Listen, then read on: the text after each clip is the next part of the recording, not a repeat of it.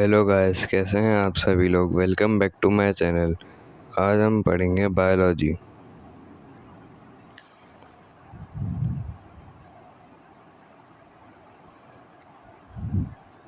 तो कल हमने पढ़ा था एल्वुलाई का स्ट्रक्चर, उसके फंक्शन। एल्वुलाई का काम क्या होता है, किस तरीके से वो बॉडी में, सेल्स में, टिश्यूज़ में ऑक्सीजन सर्कुलेट किस तरह से करता है। आज हम पढ़ेंगे ब्रीथिंग डिसऑर्डर। ब्रीथिंग डिसऑर्डर में सबसे पहले हम पढ़ेंगे ब्रोंकाइटिस के बारे में। ब्रोंकाइटिस यानी कि हमारे पास ब्रोंकाइटिस है, inflammation of the air passage way is termed as bronchitis.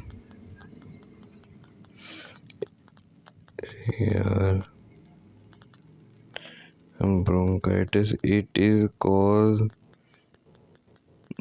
mucus secretion, shortness of breathing and low fever। अब इसको समझते हैं कि इसका मतलब क्या है।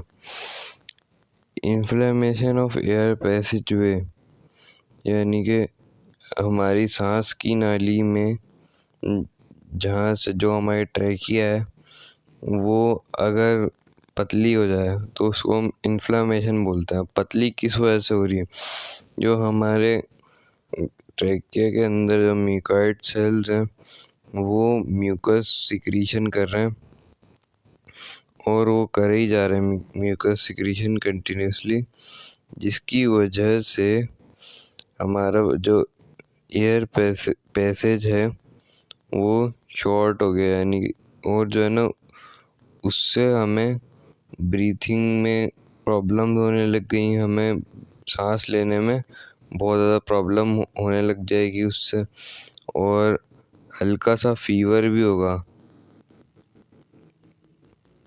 तो अब देख लेते हैं नेक्स्ट डिजीज को, जो कि हमारे पास है एम्फाइज़मा। एम्फाइज़मा, it is related to the progressive destruction to the alveoli due to long-term exposure, usually to the individual pathologist. It is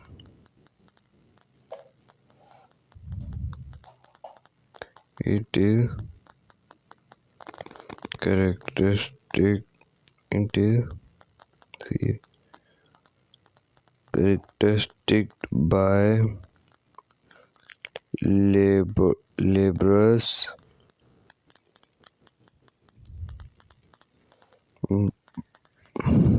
bucket in the cause cough with phlegm production। यानी कि इसमें क्या होता है, हमारे पास ये कॉज किस चीज़ से होती है, ये हमारे पास मतलब गंदी हवा के जरिए होती है, और भी 2-3 चीज़ें जिनकी वजह से होती है। और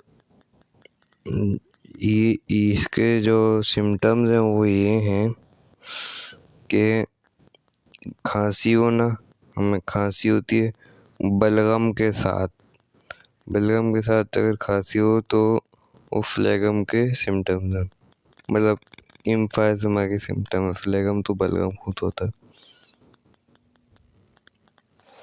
अब आ जाते हैं अगले डिसऑर्डर पर, जो कि नमूनिया है।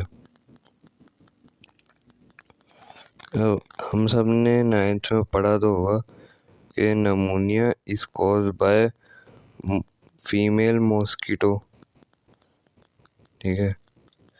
It is infections disease usually caused by special bacteria, यानी कि ये बैक्टीरिया के ज़रिए भी कॉज हो सकती है, और various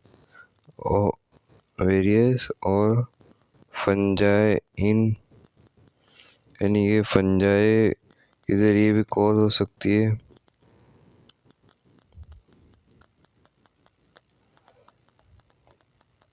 Pneumonia, the alveoli are inflated, so they may be suffers from fever, cough, chill and chest pain। यानी कि नमूनिया कॉज किस किस से होता है? पहले तो मैंने आपको बताया कि मॉस्किटो से होता है, दूसरा स्पेशल बैक्टीरिया से होता है, और फंजाई से होता है। यानी कि बहुत सारी किस्म की कोई फंजाई होती है, उससे हो जाता है नमूनिया। तो अब इसके सिम्टम्स क्या हैं?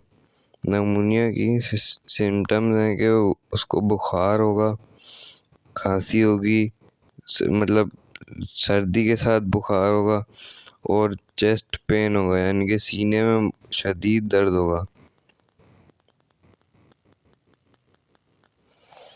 अब आते हैं अपनी लास्ट डिजीज यानी कि एस्थमा पे। एस्थमा हमारी बॉडी का एक एलर्जिक रिस्पॉन्स है। किसी तरफ हमारी बॉडी का एक एलर्जिक रिस्पॉन्स है टुवर्ड्स पोल्यूशन, डस्ट वगैरह, smoke, carbon dioxide, SO2, animal fur और एडोर, इन सब चीज़ों के, यानी कि जितने पॉल्यूटेंट्स हैं ना, उन सब के लिए जो है ना, ये